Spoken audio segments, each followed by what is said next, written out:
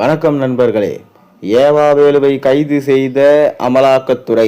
ஸ்டாலின் அதிர்ச்சி. சமீபத்தில் முன்னாள் திமுக அமைச்சர் ஏவாவேலுவுக்கு சொந்தமான இடங்கள்ல தமிழக லஞ்ச ஒழிப்பு துறையால் நடத்தப்பட்ட அதிரடி சோதனையின் மூலம் முக்கிய ஆவணங்கள் மற்றும் ரொக்க பணம் கைப்பற்றப்பட்டிருக்கு.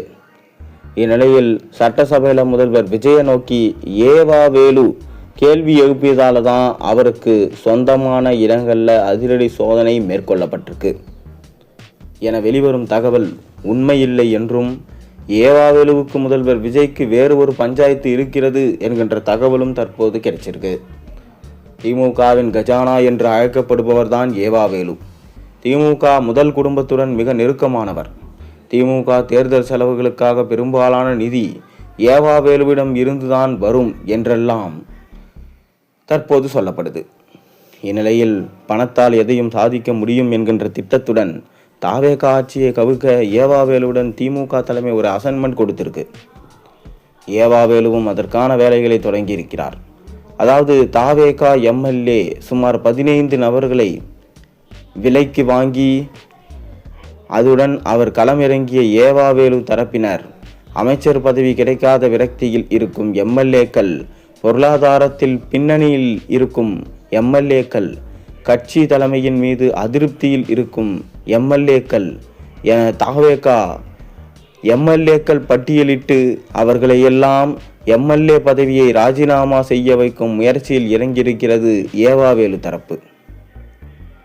மேலும் அதற்கான பேச்சுவார்த்தையையும் தாவேகா எம்எல்ஏ தரப்பிடம் நடத்தியிருக்கிறது ஏவாவேலு தரப்பு என சொல்லப்படுது. குறிப்பாக பெரும் தொகை கொடுக்கவும் முன்வந்து இருக்கிறது ஏவாவேலு தரப்பு. இந்த தகவலால் அமைச்சர் ஆதவ் அர்ஜுனாவுக்கு கவனத்திற்கு செல்ல உடனே முதல்வர் விஜயிடம் பேசி இதற்கு முன்பு நாம் ஒரு முடிவு கட்ட வேண்டும் என அவசரமாக லஞ்ச ஒழிப்புத்துறை மூலம் ஏவாவேலுவுக்கு சொந்தமான இடங்களில் சோதனை மேற்கொள்ள வச்சிருக்கிறாரு தாவேகா அரசு. இந்நிலையில் தற்போது ஏவாவேலுவுக்கு சொந்தமான இடங்களில் நடைபெற்ற லஞ்ச ஒழிப்புத்துறை நடத்திய சோதனையின் அடிப்படையில் அவர் மீது எஃப்ஐஆர் பதிவு செய்யப்பட்டிருக்கு.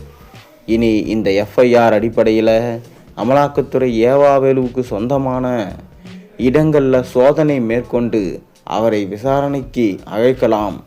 மேலும் வாய்ப்பு இருந்தால் சிறைக்கு கூட அவரை தூக்கி போடலாம் என செய்திகள் வந்திருக்கிறது.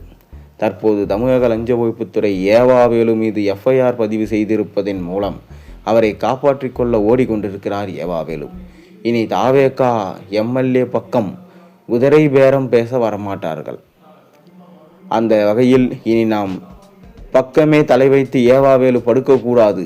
மேலும் மற்ற திமுகவினர் யாவரும் இதே வேலையை மீண்டும் செய்தால் அவர்களுக்கும் இதுதான் பாடம் என புகட்டும் வகையில் இருக்க வேண்டும் என்பதற்காகவே நடைபெற்ற லஞ்ச ஒழிப்புத்துறை சோதனை என சொல்லப்படுகிறது. இந்நிலையில் தற்போது தாவேகா தரப்பில் இருந்து அவர்களின் சட்டமன்ற உறுப்பினர்களை ரகசியமாக கண்காணிக்கப்பட்டு வருவதாக சொல்லப்படும் நிலையில் தாவேகா தரப்பு சட்டமன்ற உறுப்பினர்கள் திமுக தரப்பில் இருந்து யாராவது தங்களிடம் பேசினால் அவர்களே தாவேகா தலைமைக்கு தெரிவித்து தங்களுடைய நேர்மையை நிரூபித்துக் கொள்ளப் போகிறார்களாம்.